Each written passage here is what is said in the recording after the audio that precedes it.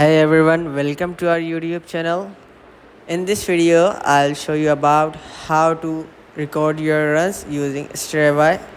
Strava is an excellent app for tracking your runs. Here's a simplified guide to get you started in just 5 steps. Step 1 is this: download and step Strava. Download the app, install Strava app from Google Play Store and App Store.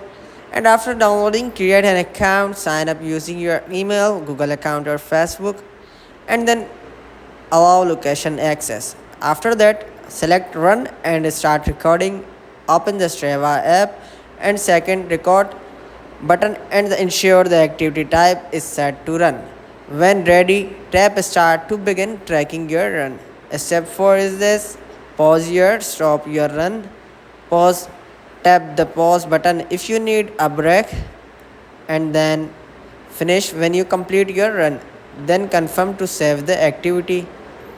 After that, review and share your run, add notes or photos, then step save. Review your sets and optionally share your run with your friends or on social media. By following these steps, you will be ready to record and enjoy your runs with Strava. So this is how you can do it. That's it, guys. See you in the next video, guys. Bye. Peace.